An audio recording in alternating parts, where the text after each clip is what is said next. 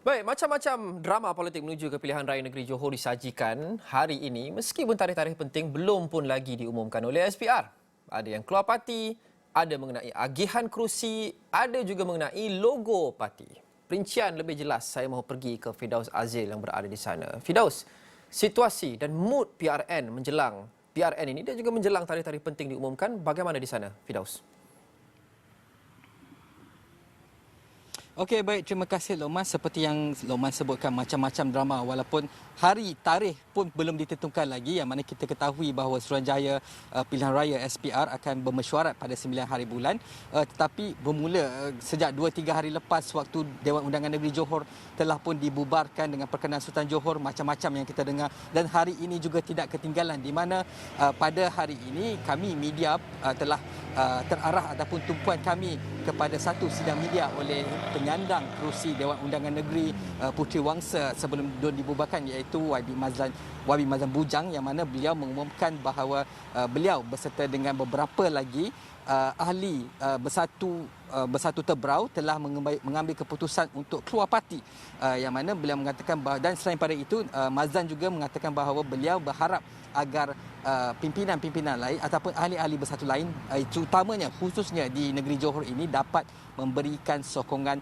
kepada kepimpinan Menteri Besar Johor Datuk Hasni Mohamad, yang juga kita ketahui bahawa beliau merupakan pengerusi Barisan Nasional Johor yang akan mengetuai jentera Barisan Nasional Johor pada pilihan raya kali ini, yang mana beliau juga merupakan pengerusi perhubungan Badan Perhubungan UMNO Negeri Johor, dan itu antara kata Mazlan. Dan juga kita juga bertanya kepada Mazlan yang juga sebelum ini merupakan pengerusi ataupun ketua Bersatu Negeri Johor sebelum jawatan beliau diambil alih oleh Tan Sri Muhyiddin Yassin. Kenapa? Apakah lagi? Sebab kita dengar berbagai cerita di sebalik tindakan beliau. Ada yang kata Mazlan ni nak masuk UMNO lah dan sebagainya, dan ada yang kata beliau tidak berpuas hati, tetapi Mazlan mengatakan bahawa beliau merasakan seolah-olah dianaktirikan dan merasakan semenjak jawatan pengerusi ketua ataupun ketua Bersatu Negeri Johor itu diambil alih oleh Tan Sri Muhyiddin Yassin, dia merasakan bahawa bahagian Tebrau itu seolah-olah dianaktirikan khususnya kepada dirinya sendiri.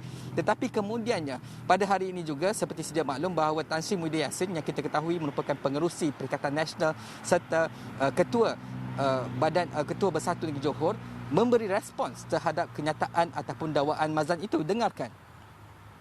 Mana maruah dia? Bukan saya tak boleh baca, saya orang politik lebih lama daripada dia. Kenapa dia bersikap begitu? Oh, sekarang pun nak cakap. Pasal boleh jadi dia tahu dia tak jadi calon agaknya kot. Habis dia nak masuk UMNO. Dia fikir UMNO akan lantik dia. Wallahualam. Pasal brother dia pun ada kat situ kan. Saya orang politik lama kat Johor. Semua kenal semua satu.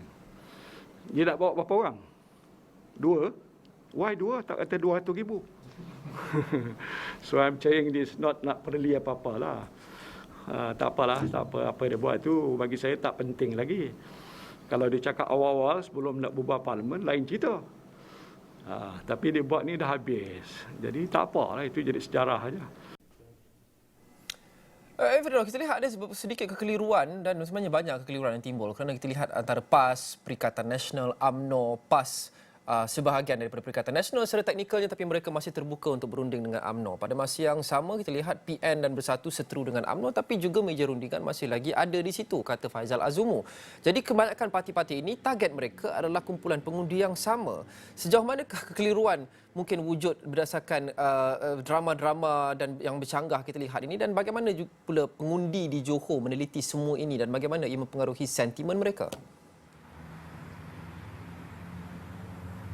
Baik, seperti yang Loman sebutkan, target audiens mereka, target pengundi mereka seolah-olah satu kumpulan yang sama, iaitu kaum Melayu, sama ada di bandar ataupun luar bandar. Malah itu juga ataupun target ataupun sasaran pengundi itu juga direbut oleh Parti Amanah. Tetapi kita berbalik kepada dua parti ini, iaitu iaitu UMNO serta PAS, yang mana kita ketahui satu di dalam Barisan Nasional yang mengepalai Barisan Nasional, satu lagi merupakan parti komponen Perikatan Nasional, dan tetapi kedua-dua mereka ada kerjasama, iaitu disebut sebagai Muafakat Nasional. Dan ini juga kita telah tanyakan kepada Timbalan Presiden UMNO yang juga merupakan Timbalan Pengerusi Barisan Nasional semalam, iaitu Datuk Seri Muhammad Hassan, lebih kita kenal sebagai Tok Mat, yang mengatakan bahawa setakat ini keputusan itu akan ditentukan oleh pucuk pimpinan ataupun pimpinan Pusat Barisan Nasional, tetapi beliau mengatakan bahawa majoriti ataupun sentimen akar umbi di Barisan Nasional khususnya UMNO ingin agar Barisan Nasional Johor bergerak sendiri. Dan hari ini juga kita lihat ada macam-macam yang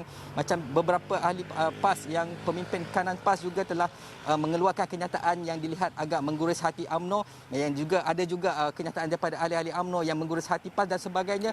Ini semua drama yang kita telah pun lihat sebelum ini sewaktu keretakan di dalam Muafakat Nasional dan sebagainya. Tetapi sudah pasti masih panjang. Ini adalah marathon.